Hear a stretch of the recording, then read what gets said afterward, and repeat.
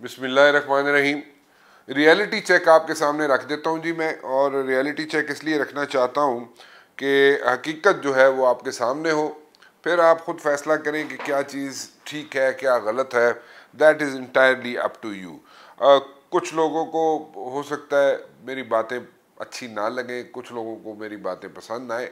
होता है ऐसे, क्योंकि यहाँ पे लोगों के टिल्ट है। कुछ लोग जो हैं वो फ़लस्तीनियों की हमायत में बात कर रहे हैं, और स्पेशली देखा जाए सोशल मीडिया पे तो बहुत ज़्यादा वहाँ पे उनकी हमायत में बात हो रही है। कुछ लोग जो हैं वो इसराइल के अगेंस्ट बातें कर रहे हैं। So it is on.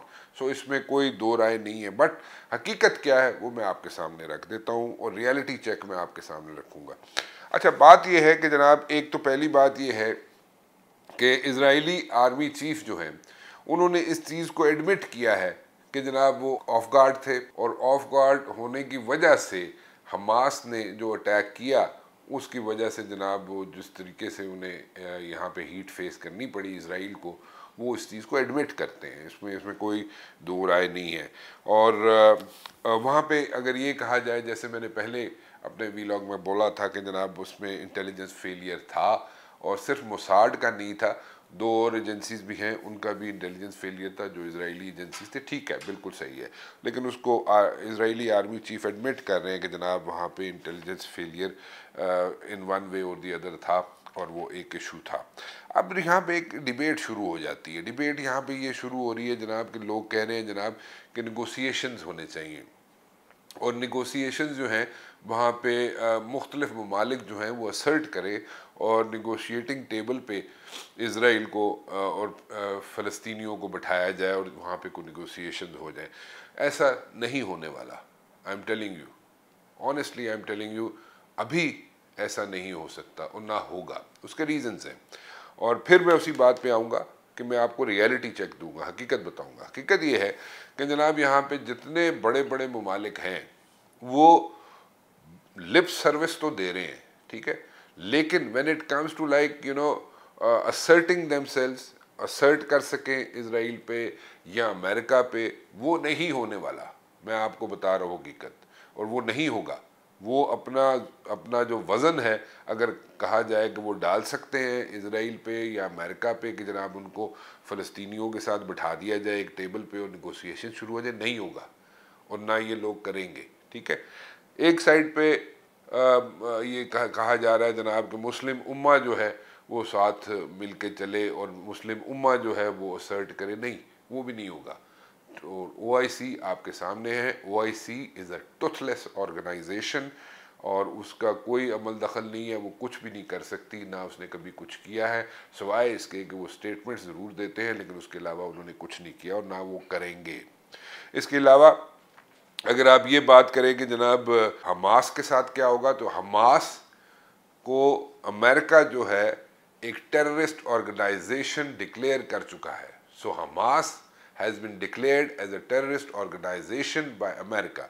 सो अगर देखा जाए, जो थंब रूल है, जो SOP है अमेरिका का, वो ये है कि जो टेररिस्ट ऑर्गेनाइजेशंस हैं, America does not deal with the terrorist organisations. So वो उसको भी, उस पर भी आप क्रॉस लगा दें। ठीक है जी।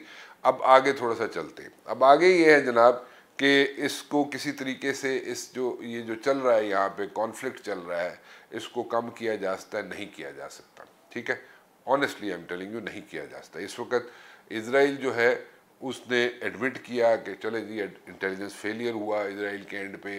उन्होंने एडमिट किया कि जनाब हमास ने जो अटैक किया वो ऑफ गार्ड थे और उन पर अटैक हो गया। सारी बातें ठीक हैं, but at the very same time hostages हैं, अमेरिकन होस्टेजेस हैं, वो भी हमास के पास हैं। देन अगेन इजरायली सोल्जर्स जो हैं वो भी हमास के पास हैं। ठीक है, और वो जनाब वो उस पर जनाब वो कहते हैं कि हमें वापस करें। ऑन द अदर हैंड वो कहते हैं जनाब कि हमारे जो बंदे हैं वो आपके पास हैं, अमेरिका में डिटेन्ड हैं, वो आप वापस करें। सो ये सिलसिला चलता रहेगा, लेकिन हाँ, Israel is going to strike back with full force. There is no doubt about this. ठीक है, क्योंकि अभी देखा जाए तो जो फाइनेंशियल असिस्टेंस मिलती होती थी रेगुलरली, रूटीन में जो मिला करती थी इसराइल को, वो डबल हो गई है अमेरिका की तरफ से। ऑन द अदर हैंड यहाँ पे जनाब ब्रिट्स ने जो हैं वो भी कोई तकरीबन 100 के करीब सोल्जर्स भेज दिए उन्होंने। और इसी तरह अमेरिकन जो हैं, अगर उनको इजराइलीज़ को कोई मिलिट्री असिस्टेंस चाहिए या मिलिटरली भी वो फुल टाइम सपोर्ट कर रहे हैं उनको। सो इस वक्त सिचुएशन ये है कि वो कोई दुनिया का मुल्क ऐसा नहीं है कि जनाब वो खड़ा हो और जनाब हमास के साथ, because Hamas has been declared as a terrorist organisation. So openly वो उसके साथ कोई भी नहीं खड़ा हो सकता, क्योंकि उसके बाद जो हीट फेस करनी पड़ेगी जिसको भी, वो एक इशू बन जाएगा उस मुल्क के लिए। So nobody is going to take stand with Hamas openly, ठीक है। सो इस वक्त बिल्कुल सीधी सीधी बात है, Israel is going to strike back with full force, ठीक है जी। और वो उस वक्त तक स्ट्राइक्स करता रहेगा, उस वक्त तक ये सारी उसका ऑपरेशन जारी रहेगा, because they have declared war.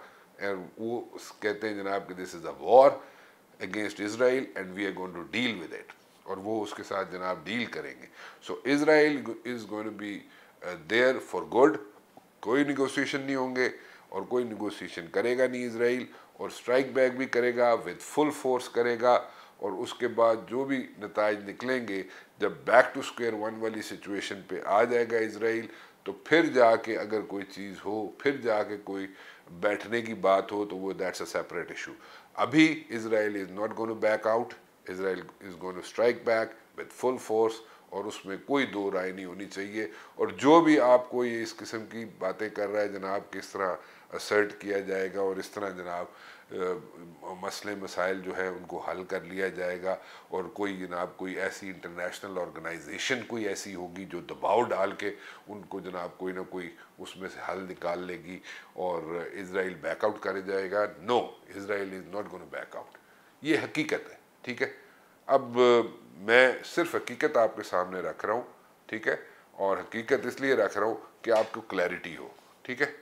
बाकी किसकी सिंपथीज किसके साथ है, कौन किसके साथ सिंपथाइज कर रहा है, that is entirely your choice, that is your choice. आप जो मर्ज़ी अपना बेहतर समझते हैं, अपनी चॉइसेस को यहाँ पे सामने रखते हुए आप अपना जहन इस्तेमाल करते हुए जो मर्ज़ी फ़ैसला करें, बट हकीकत ये है। Thank you.